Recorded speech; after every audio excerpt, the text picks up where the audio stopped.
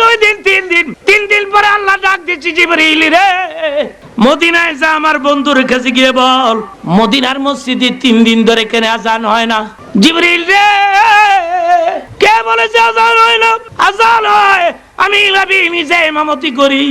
হযরত জিবরিল বলেন ইয়া রাসূলুল্লাহ হাবশীর ওই কালো বেলাল কোথায়?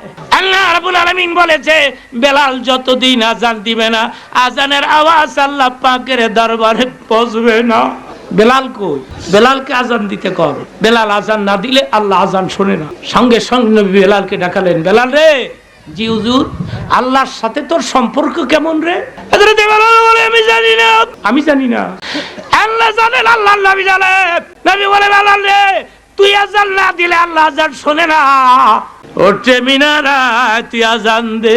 এখন আপনারা বলেন আমি শুনি বেলালের দাম আগের চাইতে বাড়ছে না কমছে? আল্লাহ নবী নিজেও তো বেলালের আজানের পাগল।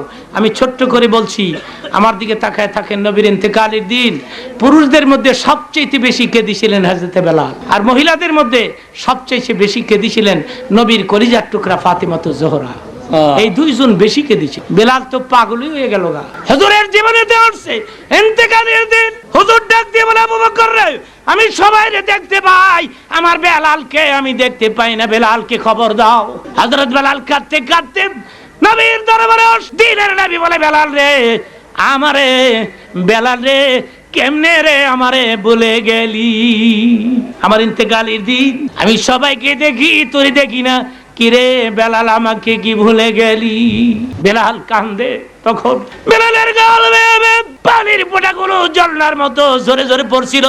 কান্না বিজড়িত কণ্ঠে তিনি বলেছিলেন, নবী গো আমি দূরে দূরে থাকি কারণ আপনাকে বিদায় দিতে আমার পক্ষে সম্ভব নয়। বেলাল আশিকের রাসূল, সবাই আপনাকে বিদায় দিতে পারে, আমি পারি না, সেজন্য দূরে দূরে থাকি।